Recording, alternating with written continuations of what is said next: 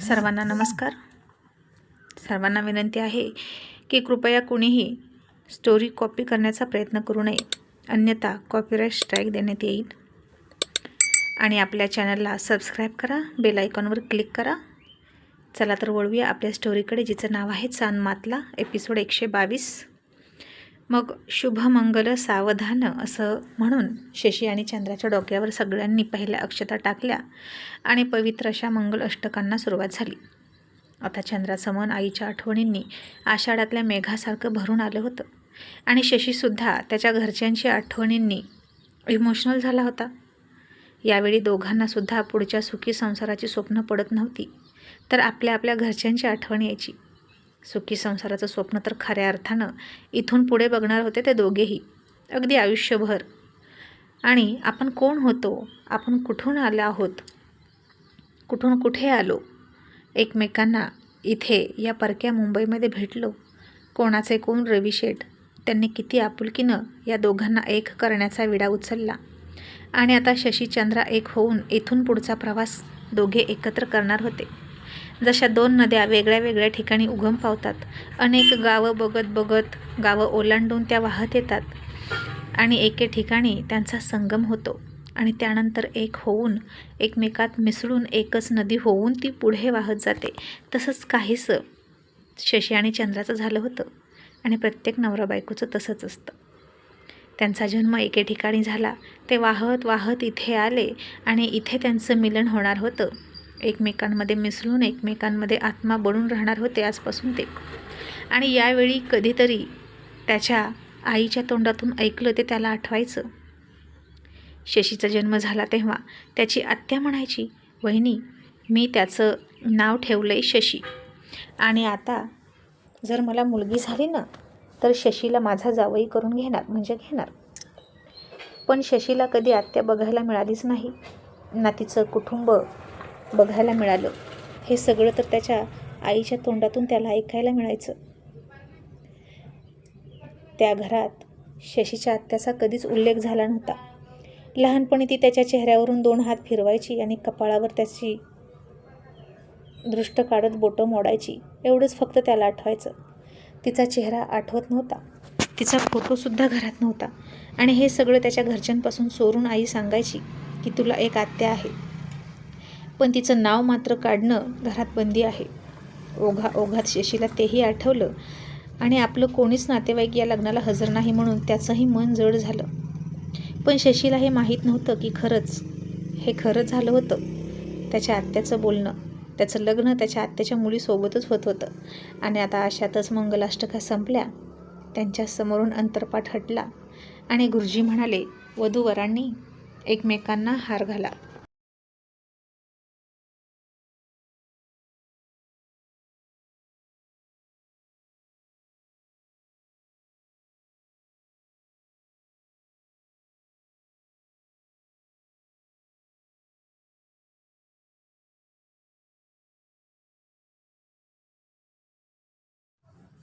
आता शशीचं लक्ष नव्हतं आणि पांडूनं मात्र त्याला थोडंसं भानावर आणलं आणि म्हणाले, छोटे शेठ, अहो काय विचार करताय आता टाकली ना एकदा उडी, टाकली तर टाकली, मग आता हार घाला. आणि शशीनं भानावर येऊन चंद्राच्या गळ्यात हार घातला. चंद्रानं सुद्धा त्याच्या गळ्यात हार घातला आणि पुढचे सगळे विधी पूर्ण होऊन दोघांची गाठ बांधली आणि दोघांनी सगळ्यांचे आशीर्वाद घेतले. दोघेही खुर्चीत बसले आणि इकडची सगळी लग्नाची पद्धत आणि जेवणाचे पदार्थ बघून चंद्रा थोडी भारावूनच गेली होती. आणि लग्नात जेवणाची पद्धतसुद्धा, खुर्च्या टेबल होते ना, हे सुद्धा तिला नवीनच होतं. गावाकडे कसं पळसाच्या वडाच्या पाण्याची पत्रावळी, तीही बोळं पडलेली,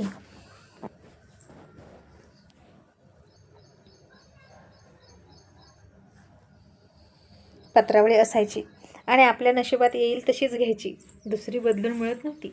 त्याच्यावर शिरा, बुंदी, मसाला भात आणि त्याच्यावर भाजी वाढली की त्या बोळातून सगळी भाजी खाली जाऊन मातीचा ढेकूळ भिजवायची आणि किती पण होता भाजी तरी ती छिद्र पसलेल्या पत्रावळीतून खालीच जायची. आताही चंद्राला ते आठवलं आणि ती थोडी हसली.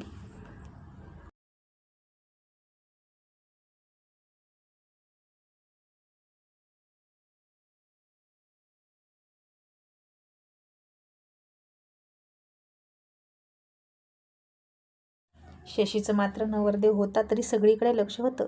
त्याला एका जागेवर थांबणं शक्य नव्हतंच आणि तो आता उठला आणि निघाला. तसा चंद्राला हिसका बसला आणि ती सुद्धा त्याच्या मागं मागं उठली आणि चालायला लागली. शशी इकडे जा तिकडे जा असं करत होता आणि चंद्र त्याला काहीच न बोलता फक्त त्याच्या मागं फिरत होती. कारण आता इथून पुढे हाच तिचा धर्म होता, त्याच्या पावलांवर पाऊल टाकून चालणं, अख्खं आयुष्य काढणं. आणि शशीचं आपलं इकडे पळ तिकडे पळ, हे बघ ते बघ असं सुरू होतं. आणि तो त्याच्या पोरांना सगळ्यांवर नीट लक्ष ठेवायला सांगत होता, कारण त्याला सगळ्यात जास्त काळजी रवी शेठच्या सेफ्टीची होती आणि रवी शेठना सुरक्षित ठेवण्याचं कामसुद्धा होतं. इतकी गर्दी करायला नकोच होती लग्नामध्ये असं तो म्हणत होता, पण दोघांच्याही प्रेमापोटी रवी शेठनं सगळी गर्दी बोलवली होती वधूवरांना शुभ आशीर्वाद देण्यासाठी. आणि याच गर्दीचा फायदा घेऊन बाबांवर कोणी हल्ला करू नये असं त्याला वाटायचं.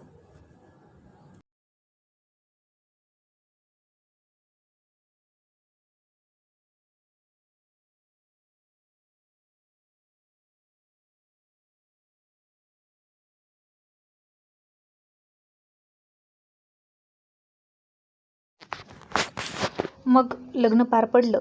नवरा नवरीचे खेळ घेण्यात आले सुपारीचे. अंगठी शोधणं, शशी आणि चंद्रा दोघेही मन लावून खेळायचे आणि सुपारी खेळताना मात्र गंमत झाली. चंद्रा फार चिवट सोडतच नव्हती. त्यानं हळूच तिच्या छातीला टच केला तसं तिच्या हाताकडे तिनं त्याच्याकडे लाजून बघितलं आणि गालात हसली. तिचं अवसान गेलं गळून आणि तिच्या हातातून त्यानं सुपारी घेतली आणि तो जिंकला. आणि पाण्यामध्ये अंगठी शोधताना सुद्धा त्यानंच अंगठी शोधली पहिल्यांदा आणि सगळेच डाव शशी जिंकत होता.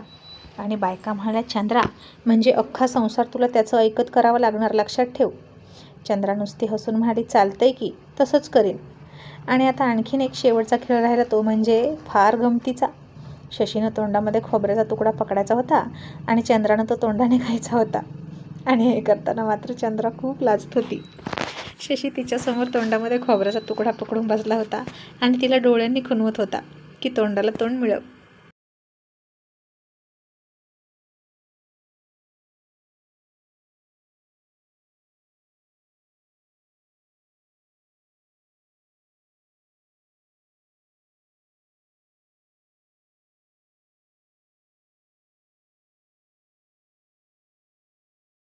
आणि ती डोळ्यांनीच त्याला नाही म्हणून सांगत होती.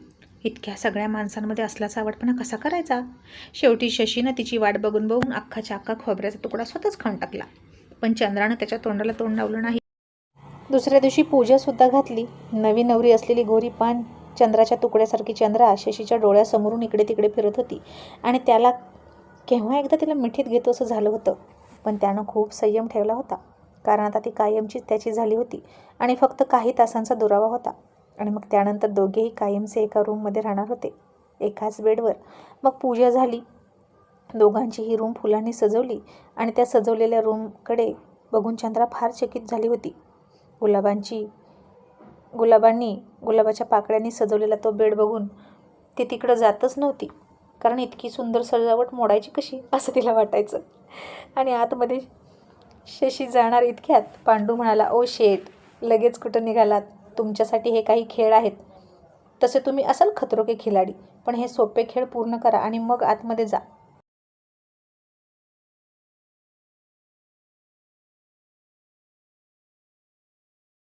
शशी घाई करत म्हणाला, पांडू जाऊ दे ना. पांडू म्हणाला, आधी सुईमध्ये दोरा ओवा आणि मग जा. जितक्या लवकर ओवाल तितक्या लवकर तुमची सुट्टी. शशीनं तर आता खूप वैतागून त्यानं दिलेले टास्क पटकन पूर्ण केले आणि आणखीन तो काही सांगणार त्या आधीच त्याला बाजूला सरकवला आणि आतमध्ये गेला. पांडू उगाच टाइमपास करत होता आणि त्याची खेचत होता हे त्याला कळत होतं.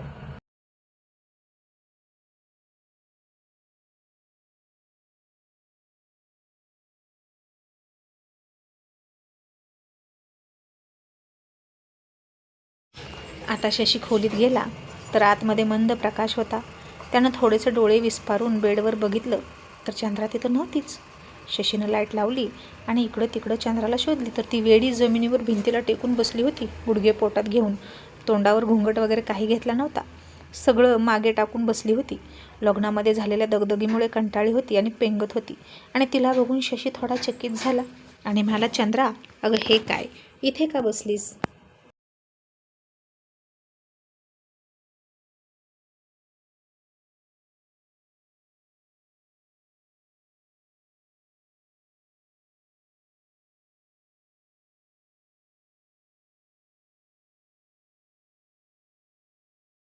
आणि त्याचा आवाज ऐकला तसं तिनं तोंडावर पदर घेतला, तोंड झाकून घेतलं. तो थोडा गालामध्ये हसला आणि म्हणाला, तू इथे का बसलीस? चल उठ, बेडवर बस. चंद्रा म्हणाली, नाही नको, इतकी सुंदर फुलांची सजावट आहे, मी त्याच्यावर बसली तर ती मोडेल की, आणि फुलंसुद्धा चुरगळतील. शशीला आता तिचं हसायला येत होतं आणि तो म्हणाला, चंद्रा अगं ही फुलांची सजावट आपल्यासाठीच आहे, तुला याबद्दल काही माहीत नाही का? आणि गांडोळ चंद्रा म्हणाली, मला नाही माहीत, मी कुठं बघितलं पण नाही. आणि तो म्हणाला होता की पूजा आपण घालायची, आज घालायची ना? आणि चाळीतल्या पोरी पण म्हणत होत्या की चंद्रा आता लग्न झालंय आणि आज पूजा घाला दोघेजण मिळून. मग कधी पूजा करायची सांग, कधी सुरुवात करूया? आता शशी तिच्याजवळ मांडी घालून बसला, गालाला हात लावून तिच्याकडे बघत म्हणाला, आता तू जर अशीच करत राहिली तर कशी करायची पूजा? मी बेडवर तू खाली, अशी पूजा नाही होत. आणि काय ग माहीत नाही म्हणतेस तुला? आणि हा तोंडावर घुंगट कसा घेतलास? तो घुंगट घ्यायचा तुला कसं माहीत? चंद्रा म्हणाली, हे पण त्या पोरींनीच सांगितलं की. मला कुठं काय माहीत आहे? मी म्हणाले त्यांना की असं का करायचं. आता तू तर मला ओळखतोस ना, मग पुन्हा तोंड झाकून घ्यायची काय गरज आहे?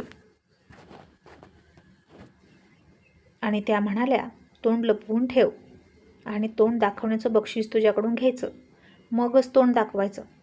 आणि काय काय असतं ना या शिट्टीमध्ये, आमच्या गावाला असलं काय पण नसतं. आणि शशी म्हणाला, तुला कसं माहीत? असलं काही नसतं, सगळीकडे असतं, थोड्याफार प्रमाणात, कमी जास्त असतं, आणि कुणी कोणाला सांगत नसतं पण. आणि आता आपल्यामध्ये सुद्धा आज काय होईल ते कुणाला सांगू नकोस बरं का, समजलं ना? नाहीतर त्या मुली तुला विचारतील की काय काय केलं, कशी पूजा घातली, आणि तू वेडपट जाशील सांगत सगळ्याला आणि अख्ख्या गावभर करशील. आपल्या दोघातल्या गोष्टी कोणाला सांगायच्या नाहीत, कळलं? असं तो तिला समजावून सांगत होता. आणि चंद्रानं पदराच्या आतूनच कळलं म्हणून मुंडी हलवली. आणि त्यानं आता तिच्या हाताला पकडलं आणि म्हणाला, उठ. आणि ती उठली आणि म्हणाली, 12 वाजले का? शशी म्हणाला, काय संबंध 12 वाजण्याचा? चंद्रा म्हणाली, तू मला घेऊन चाललास ना पूजेला म्हणून विचारलं. 12चा मुहूर्त आहे ना. आणि इतक्या वेळ तू कुठं होतास? आणि असा अंधार करून का बसतात काय माहीत? शशीनं आता हसून थोडेसे ओठांवर ओठ दाबले आणि म्हणाला, बहुतेक आता तुला सगळं शिकवावं लागणार. आणि तो तिला म्हणाला, हो, आता पूजा घालण्याची वेळ आली आहे. आणि कशी असते पूजा आज तुला सांगतोच. तुझ्यावर ना मला खूप काम करावं लागणार आहे बाबा, असं म्हणून त्यानं तिला उचलली आणि बेडवर नेऊन ठेवली. आणि तो तिचा घुंगट काढणार तशी ती म्हणाली, माझं बक्षीस, असं म्हणून त्याच्यासमोर हात केला. आता त्यानं तर काहीच आणलं नव्हतं आणि तिनं त्याच्यासमोर पसरलेल्या तिच्या मेहंदी लावलेल्या तळहातावरच त्यानं त्याचे ओठ ठेवले, एक किस घेतला आणि म्हणाला, हेच तुझं बक्षीस. तशी त्याच्या ओठांच्या स्पर्शाने चंद्रा शहारली आणि घुंगटमध्येच लाजून गोरीमोरी झाली.